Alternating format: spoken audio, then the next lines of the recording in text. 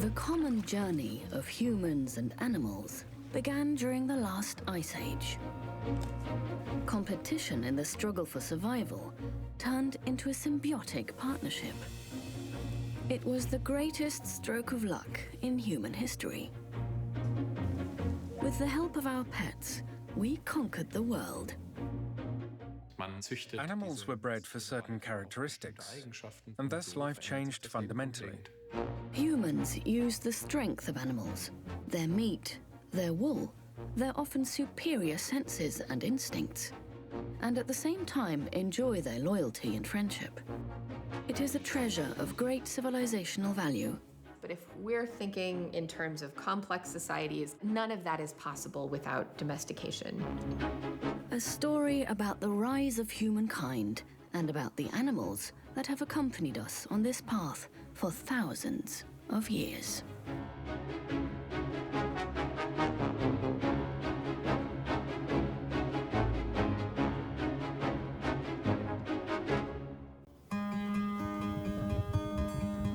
Feral horses in the savannah of the American West.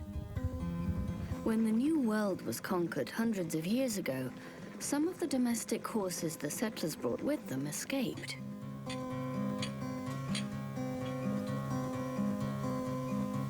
There were no horses in the Americas before the arrival of the Europeans. They had become extinct about 10,000 years ago. It is unclear why. In an ideal habitat, the animals were able to reproduce quickly. But without humans, horses are subject to the laws of nature in the struggle for survival. Only the strong and healthy can survive and pass on their genes. The fertilization of domestic horses is a process contrary to domestication. Here, it is nature that sets the course. For me, the horse is one of the most beautiful expressions of nature, especially the wild horse. It allows me to reconnect with my inner animal, something that humans have lost. But there is no longer room for the wild on the prairie. Talk about 100 yards back.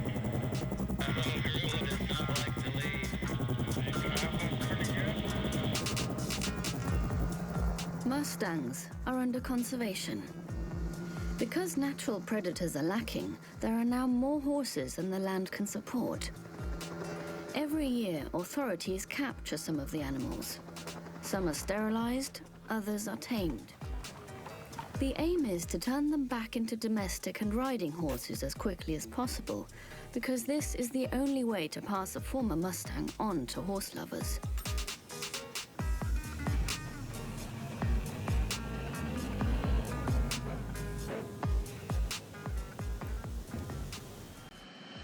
Many of these feral horses return to the human world, including Europe. At Frankfurt Airport, horse trainer Ludo Fournet is waiting for a Mustang which has been assigned to him. He is eager to meet the animal. I think nowadays there are fewer and fewer people, if any, who get a chance to interact with the wild. So it is a gift for me to be able to interact with the horse. And it's also a gift for the horse, because it is my job to make sure that its transition from the wild world to the world with humans is as smooth and easy as possible. Ludo will take the Mustang to his farm in southern France for training. It is a strange and dangerous world for the horse with a registration number 6380. In a competition lasting only 120 days, the wild animal is to become a tame animal that completely submits to the needs of humans. The jury of an equestrian tournament will judge in the end whether horse 6380 has been successfully tamed.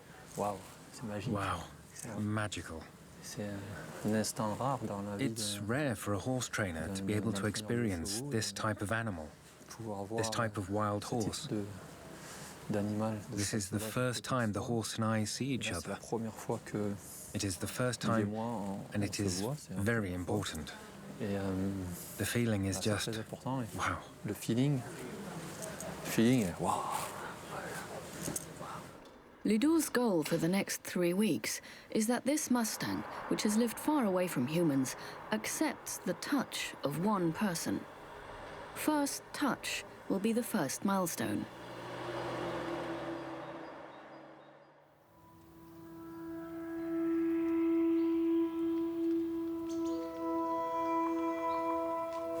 A hunter from the Stone Age returns to his camp with prey.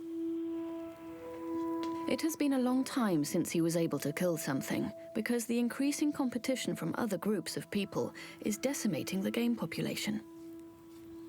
As a nomadic hunter-gatherer, he is always threatened by starvation, and in winter, by freezing to death. While he has already learned to make use of the meat, the fur, the skin, and the bones of the animals, our hunting ancestor has yet to realize that animals could also be of use to him alive.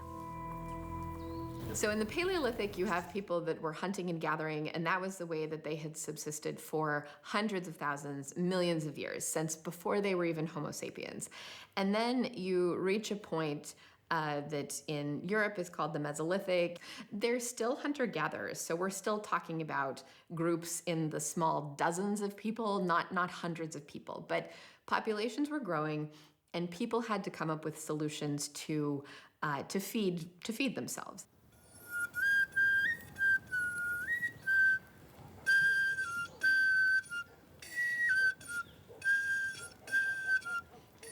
As they have for thousands of years, wolves follow the hunters and contest their prey. They are bitter enemies in the struggle for survival. But humans are also impressed by the predator's hunting technique, which relies on cooperation. Wolves seek proximity to humans. Their waste is a source of food that can be tapped without much effort. Did the hunters perhaps notice how strikingly similar the wolf is to them in their social behavior? It is to be the first cautious approach of humans to an animal, and that will change the world. Wolves cooperate excellently with socialized humans. This indicates how it may have been 30,000 years ago. After all, the hunter-gatherers did not have means to lock up the wolves. They did not have chains or bars. That means there must have been cooperation on an equal footing. That is the only possible way to cooperate with wolves, because once I start pushing around a wolf, it goes, I'm done with you.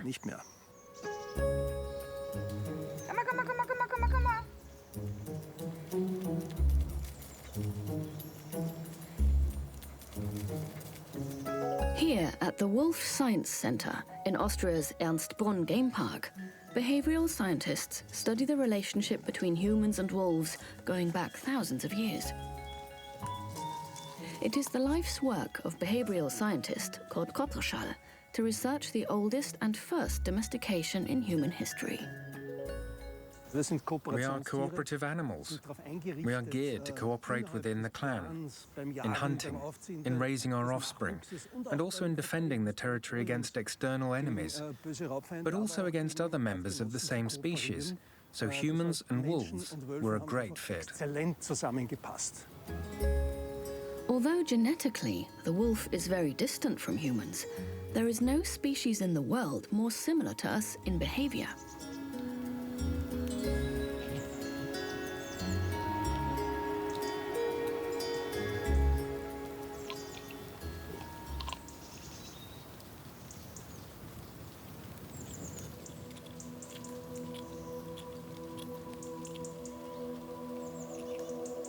The cooperation between wolves and humans brings many advantages for both sides.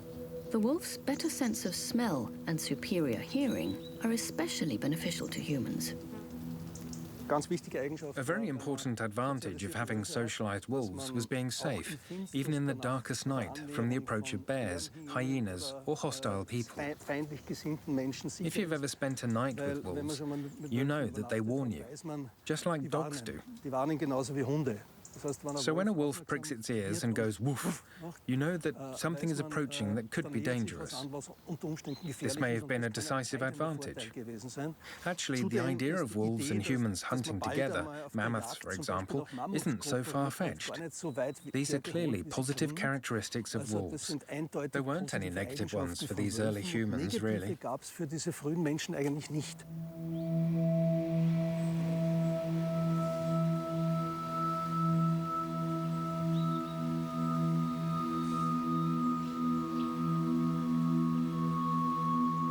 Cooperation with the wolf gave humans a survival advantage and promoted our rise as the prevailing evolutionary force in the world. Even if the animal hunting companion comes second when the prey is divided. The selection and breeding with less self-confident wolf pups may have been a first step in the evolution from wolf to dog.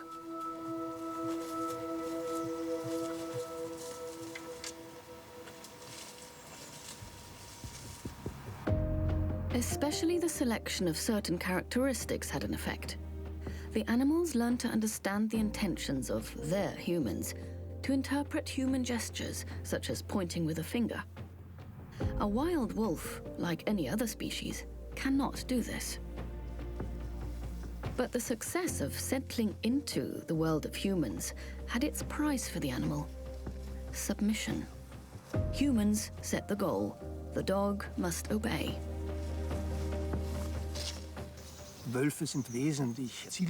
Wolves are much more determined and persistent in pursuing their goals.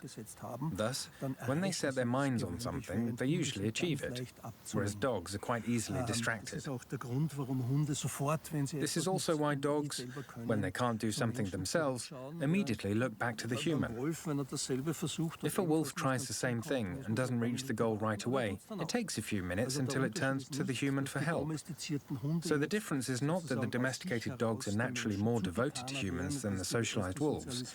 Wolves are simply more determined and persistent.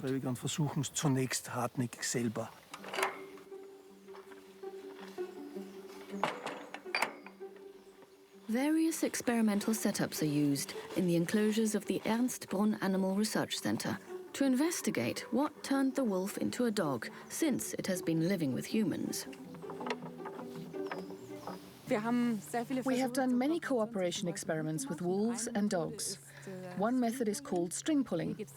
You have a platform with food on top, and there is a rope that runs through two apertures. The cooperating animals pull both ends of the rope to bring the platform to the fence and to reach the food. If only one of them pulls, only the rope comes out. It's easy for the animals to understand.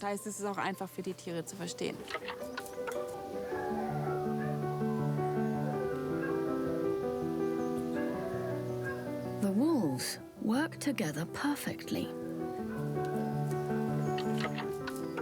The cooperation even works if only one of the animals is rewarded. It was very interesting because what we found is wolves cooperate with each other perfectly. Dogs are terrible at teamwork. We can't get them to pull on the rope together. However, the dog's lack of competence is an advantage for humans. The dog is dependent on its master. Then we did the experiment with a human, so with a partner the animals know well.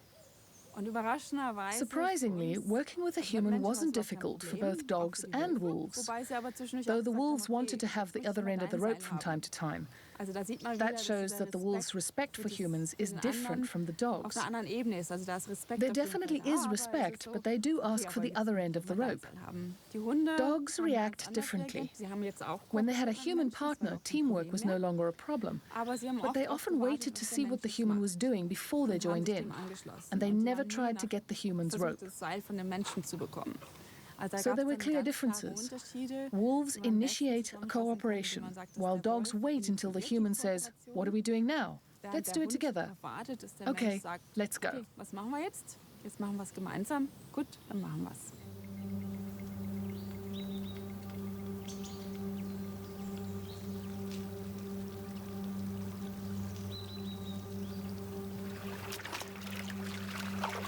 More game means more food for people.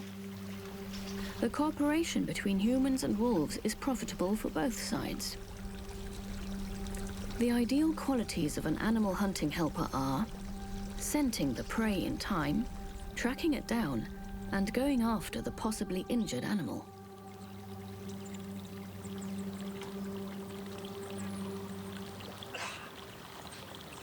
We see people spending a little bit more time in one place. So they're not fully sedentary. They're not living in towns. They're not living in villages. But maybe you spend a few weeks in one location as opposed to just a few days. And this also changes the way that you're interacting with your landscape. It changes how much food you're getting out of each patch of land. And it also has people getting used to staying in one place for a little bit. So yeah, by the Mesolithic, we just see people exploiting a lot more ecosystems that they hadn't been previously. And with this comes a whole new set of technologies.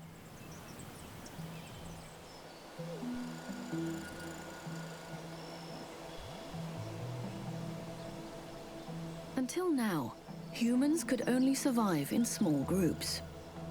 Thanks to new specialized hunting weapons, they can now ensure the survival of their growing hordes.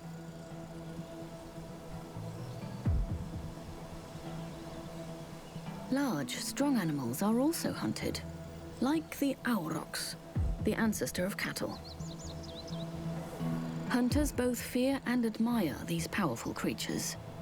They are a rewarding hunting prey and a coveted trophy.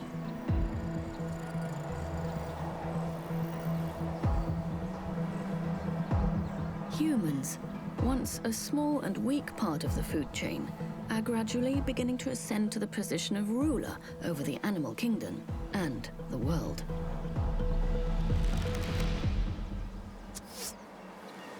Come here. Okay. Let's go. Come here. Come here. Oh, come. Even though the original aurochs is irretrievably extinct, Klaus Kropp wants to achieve the closest possible approximation to the original cow by backcrossing with the genes of modern cows. Of course, an ecosystem has many, many components. One of those disappeared with the extinction of the aurochs. That component cannot be replaced by our current cattle breeds, which, as we all know, largely live in stables. And since we want to do something for biodiversity, we thought this would be a good way, to create an animal that comes as close as possible to the aurochs. A reversal of domestication back to the wild animal in order to repair an ecosystem. There was a similar attempt in the last century, albeit in a completely different context. Under the Nazis, the strong Germanic primeval cattle was to be bred back. Part of the hunting community at the time was enthusiastic about the strength and aggressiveness of the aurochs. Big animals have something very primeval about them, something very powerful. Seeing a bull with a shoulder height of 1.70 meters that weighs over a ton trudging around the forest is very impressive. The idea of the Germanic super cow failed. The aggressive animals could not be held in captivity. The last specimens were slaughtered after the end of the war. In Klaus Kropp's backbreeding, the characteristic aggressiveness is a disqualifying criterion. The animals are meant to enrich protected natural areas in the future. These animals are suited to find their place in a, let's say, 21st century wilderness. They do not need humans. Our animals are outside 365 days a year. They can survive cold winters, hot summers, and they can also defend themselves against large predators like the wolf. We've already seen that in our project areas. While only 10 million people inhabited the world when the hunter-gatherers started settling, today there are more than 7 billion. At the same time, about 100 to 1,000 times more species have become extinct since the Neolithic Revolution than in the previous 60 million years. The beneficiaries of this development are the domestic and farm animals, which were able to spread all over the world in the wake of humans. Today, the descendants of the aurochs are among the most abundant large mammals in the world in terms of numbers. In an evolutionary sense, being domesticated pays off. The aurochs was a wild cow found throughout Europe and also in North Africa and Asia. Its life changed fundamentally when humans became sedentary. Basically, the aurochs was brought home to the settlements. It was tamed. It was probably a calf that was taken away during the hunt. Then, slowly, it was imprinted by humans, and the characteristics of the animal gradually adapted to what was needed. In the end, a new source of meat was obtained that was easy to keep. The former aurochs changed quite a bit through domestication. It turned into our characteristic domestic cattle that we still have today. The size decreased, the variety decreased, the horn shape, and finally also the difference between male and female animals became smaller and smaller, so that it no longer looked like an aurochs. The domestication of the aurochs that led to cattle was to represent a quantum leap for sedentary societies around the world. Today, 1.5 billion cows are important suppliers of meat and milk to humankind.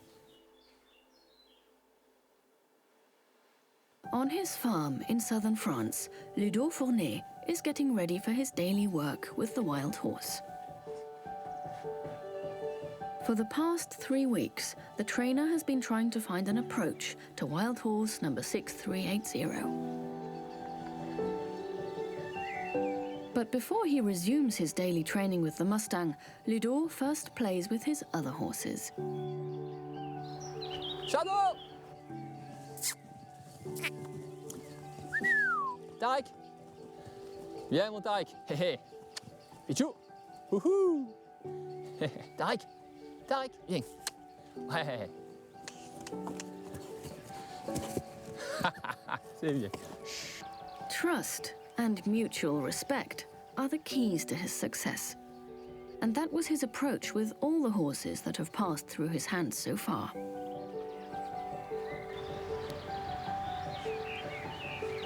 Et on a un petit peu trop oublié. We have forgotten our connection to the animal world, through education, through culture. On a toujours voulu séparer l'homme. We have always wanted to keep humans apart from animals, and we have always put ourselves above animals, although our proper place is right amongst them. They are the ones that can give us lots of answers to the questions as to who we are and why we're here. I think that today, in the relationship between humans and horses, it is our task to question once again the behavior of humans towards the whole of creation, towards all ecosystems and all animals on the planet. There you go.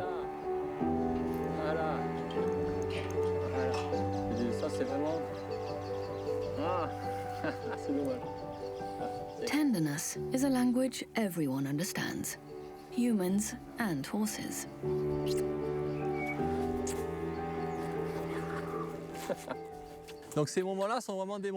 These are magical moments in which we are a part of each other. We are one. There is nothing that separates us. I trust the horses and they trust me. Bien sûr, je pourrais pas faire ça avec un mustang que je connais pas ou un cheval mal élevé.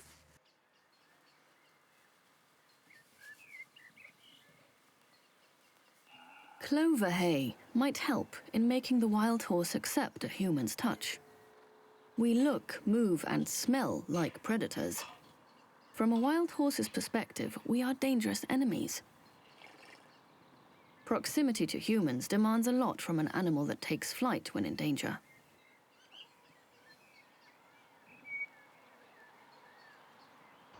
Le cheval, là, sur ce genre de travail, en fait, In this type of work, at first, I actually do almost nothing with the horse. Je fais partie pour lui des choses. I just sit next to it. It doesn't know yet whether I'm harmless or dangerous. Mais son premier réflexe, Its first instinct tells the horse that I am dangerous, because that's how this species survived. Donc, Through my gentle and slow approach, I want to be categorized as positive by the horse. And over time, the animal will perceive my presence as very pleasant. Plus tard, je vais passer dans la case des choses très très confortables. Because of the metal fence, the Mustang can only retreat to a limited extent.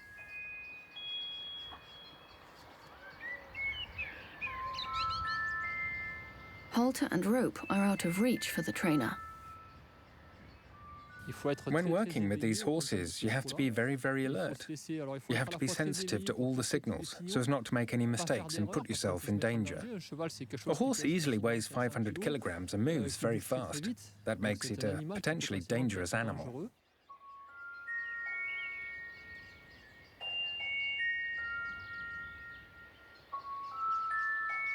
The human's approach to the horse must happen gradually.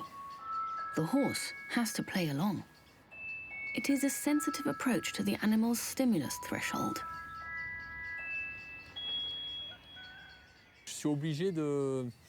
I have to understand the horse, how it works, how its brain works. It is as complex as our brain in terms of neuroanatomy and neurochemistry. The horse's emotions are the same as ours. Joy, sadness, anger, surprise, and fear are among the 6 main emotions that all mammals have.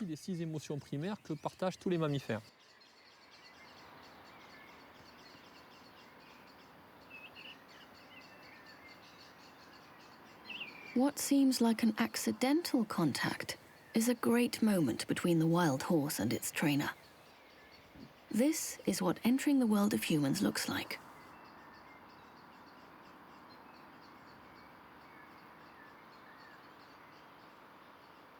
From now on, it will no longer be Mustang number 6380. Instead, it will be called Shaman. It's a very, very important moment because the horse allows the human to come and touch it. I feel somewhat privileged to be able to live this moment, like a photographer would feel if they could observe a lone wolf or a fox in the snow. So I feel privileged to experience these moments. I feel gratitude towards the horse. I feel the trust.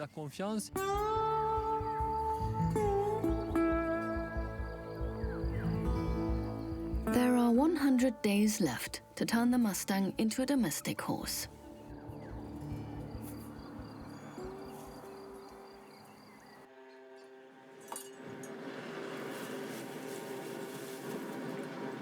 With the ability to forge bronze, people can make weapons, but also tools for more efficient farming. Ploughing becomes easier. More crop can be harvested than what is needed for survival.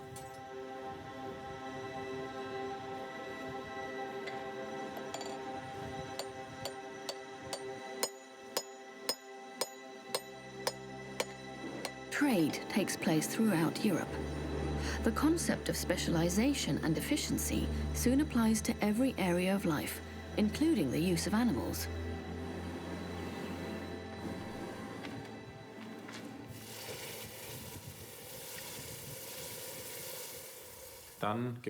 Something changed in the 4th millennium BC.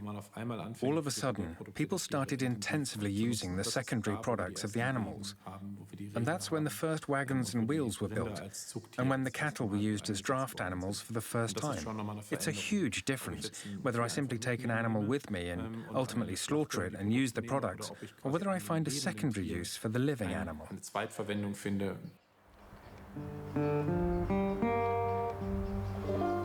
People now make use of not just the meat, but the strength of the animals.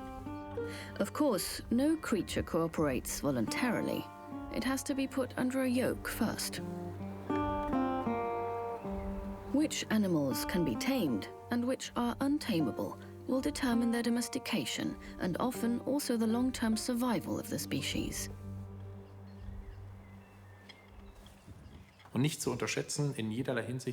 The animal's strength should by no means be underestimated. People realized this and began using them as draft animals. And that was really a central factor in keeping these animals for thousands of years, because they could ensure the human survival by helping to cultivate land. Yoking cattle is what ultimately enabled people to do farming work already thousands of years before Christ. Sodass die da einen langen Vorsprung den Pferden gegenüber gehabt haben.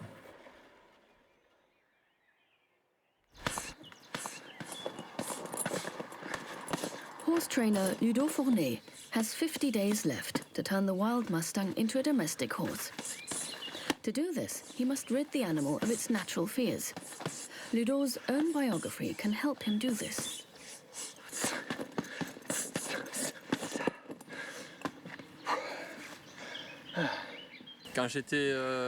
When I was young, as a child, then as a teenager, and even as a young adult, I had a lot of trouble controlling my emotions. I was regularly overwhelmed by emotions of anger and anxiety that eventually manifested in slightly aggressive behavior.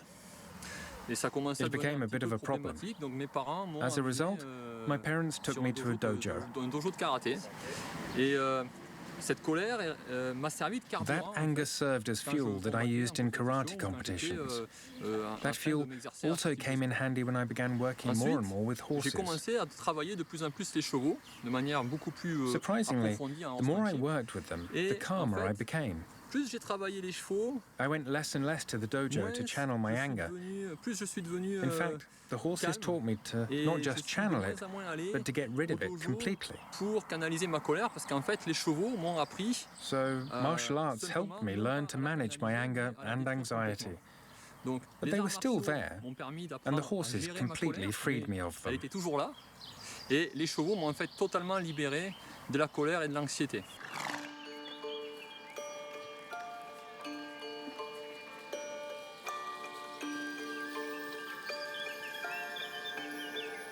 No more fears. Shaman now tolerates a halter and the proximity of humans without any problems.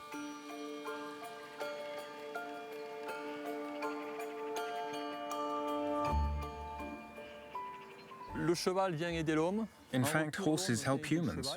Humans also help the horses. It's a process of giving and receiving, just like yin and yang.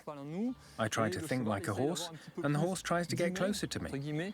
This is how we become respectful partners in a harmonious relationship.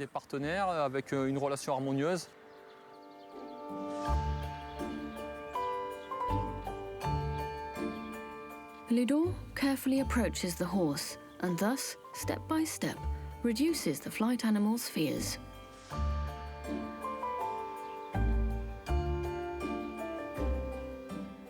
The first priority is being able to touch the horse. If it ever gets injured, I have to be able to take care of it. I need it to really trust me.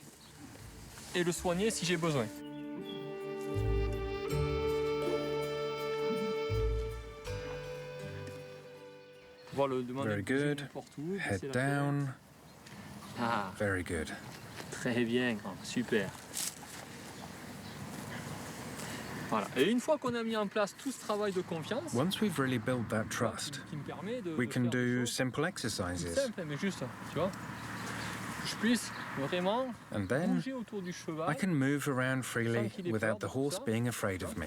Et une fois que ça a été acquis, on a mis en place. After that, I can start controlling its movements in order to communicate with it. À communiquer avec lui et que je peux This is how I easily control its movements. Tous ces mouvements-là assez facilement.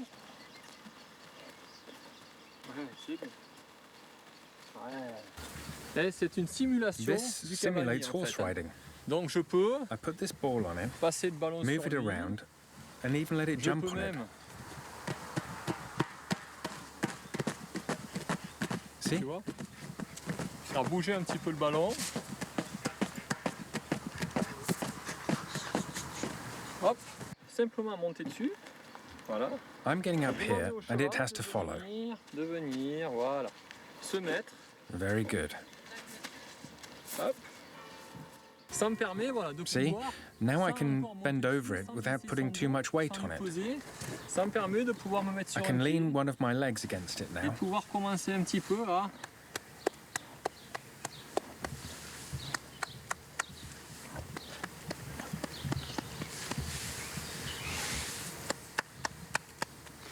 Okay. Et je veux qu'il me regarde. Now I want it to look at me. C'est très important qu'il pense tout le temps à moi. It's very important that it completely focuses on me. It has to be able to see me all the time, so that it doesn't forget I'm here. Otherwise, I could startle and scare it.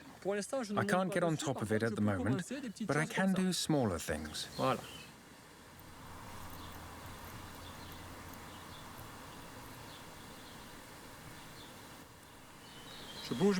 I move my legs a little to rub them against it, just like this. I know that I shouldn't put my hands on its back right now. If I did, it would probably have a strong reaction.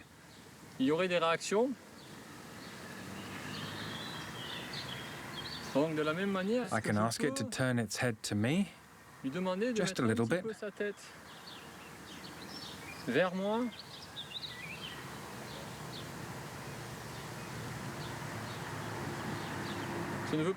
I don't want it to move its feet.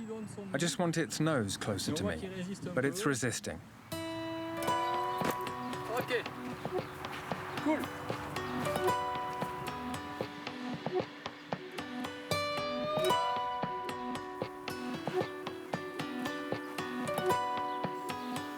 It is a giant step for Shaman on its way to becoming a tamed horse. In the coming days, horse trainer Ludo will be trying to raise the horse's stimulus threshold higher and higher. There is a long way to go until Shaman will be completely tamed.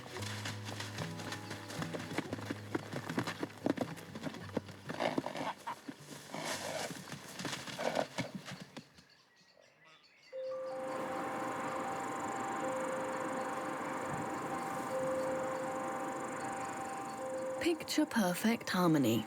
A shepherd watching over his flock.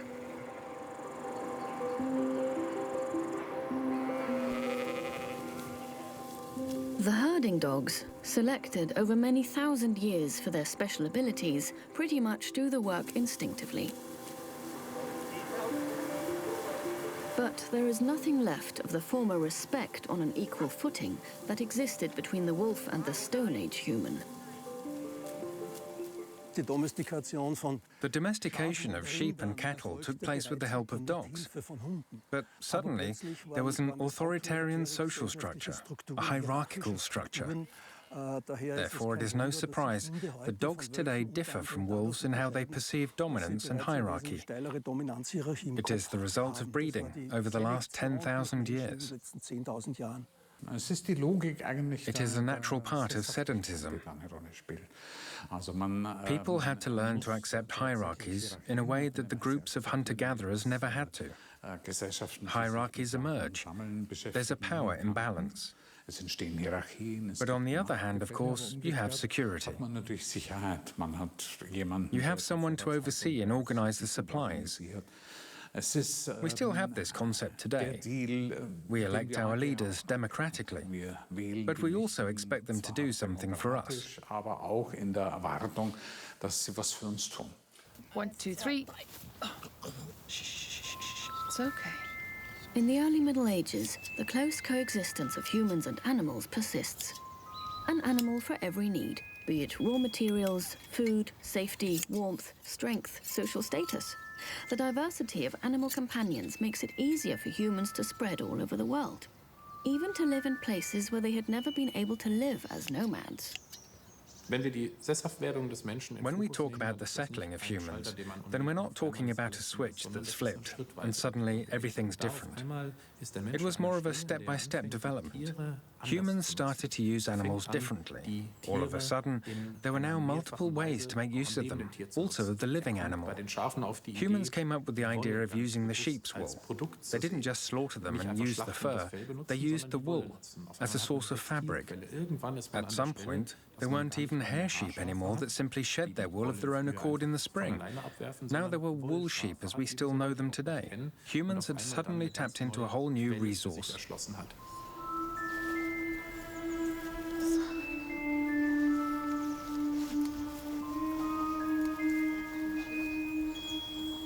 Sheep were originally domesticated for the meat, and it took thousands of years until people began to realize and develop the potential of sheepskin.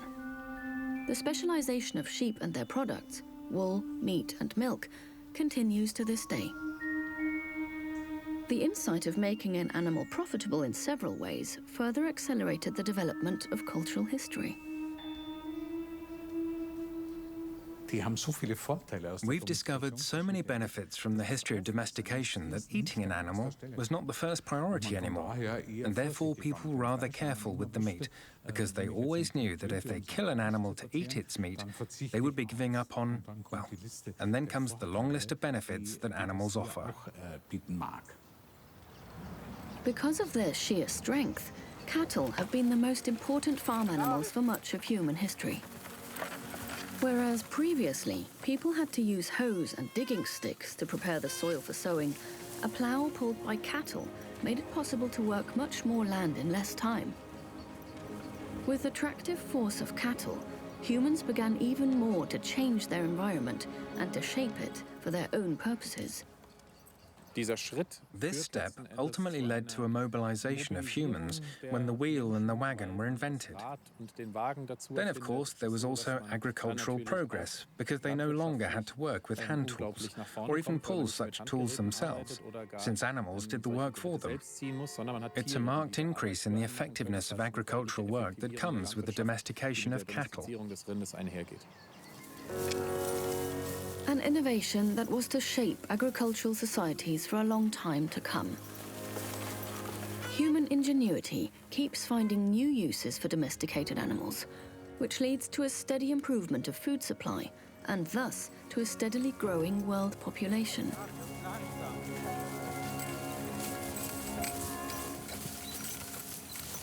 The strength of the animal was decisive in revolutionizing agriculture, because for the first time it was possible to turn over soil effectively, which simply hadn't been possible by hand. Hunters and gatherers become farmers and shepherds. Nomads become inhabitants of settlements, villages and cities. They become craftspeople, artists, architects, generals. Domesticated animals play a fundamental role in the emergence of human civilization. If we're thinking in terms of complex societies, complex civilizations, none of that is possible without domestication. Without domestication, you don't have enough food to lead to craft specialization, to lead to writers and philosophers and people doing these kinds of things.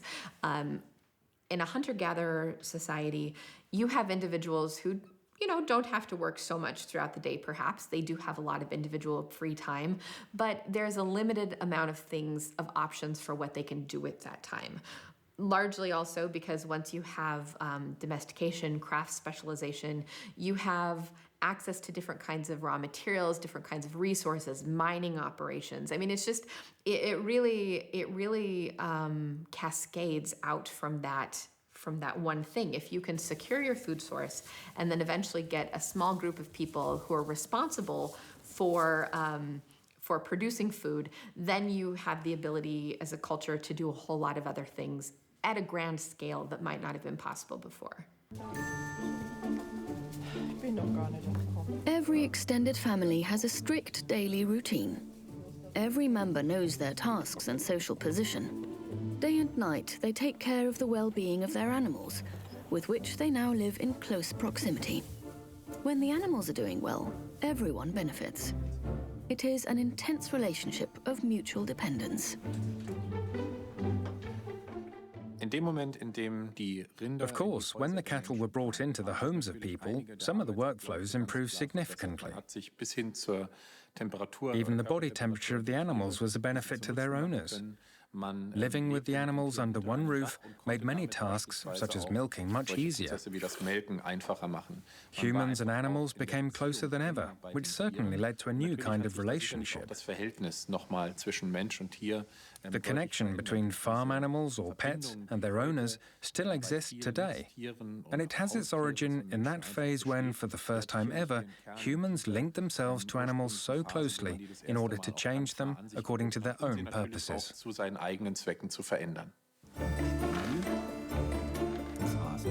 Extended families become clans, tribes, dynasties. Property is inherited. Histories of creation and lines of descent gain importance. Rights and common customs create identities and the benevolence of supernatural powers. Shared life with animals has made the human world multifaceted.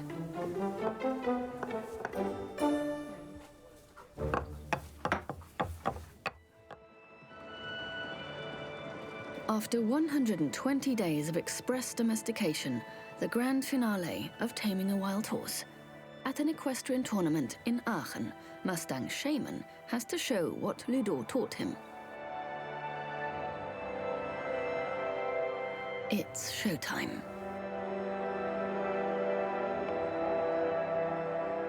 The wild animal was untouchable for humans just 4 months ago.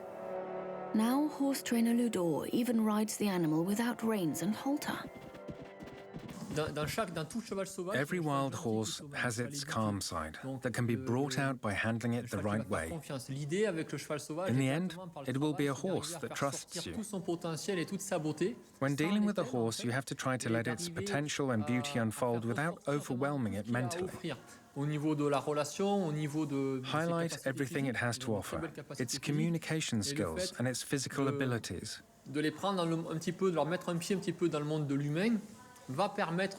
Once the animal has set foot in the human world, little by little, you can remove every little thing that bothers you, as you would when shaping a rough diamond.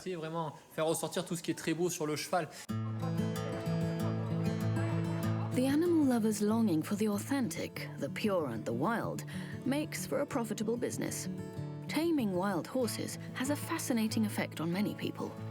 Horse whisperers, like Ludo Fournet, enjoy cult status among the fans. Mustangs are appreciated by horse enthusiasts for their stamina and health, qualities that some domestic horses have lost over centuries of breeding.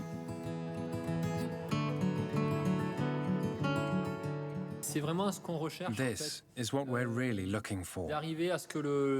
We want to go back to the wilderness, or have some wilderness in our world, because there really isn't anything wild in our everyday lives anymore. Everything is regulated. It's about finding the meaning of life and returning to a sacred, wild place in nature. The Mustang feels safe with Ludo and accepts his dominance. And the audience marvels at the tricks. It is the end of Ludo's and Shaman's journey together. As if on cue, and seemingly of its own free will, the animal does exactly what the trainer asks of it.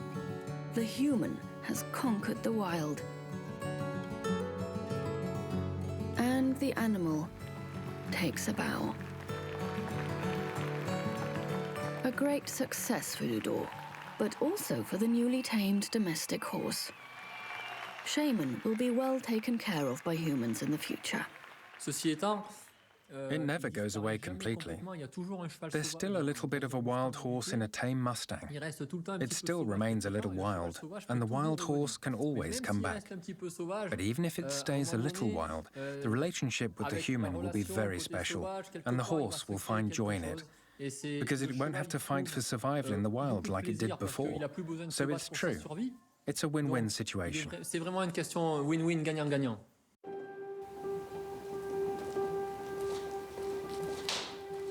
In 590, Pope Gregory I banned all Christians from eating the meat of warm-blooded animals during Lent.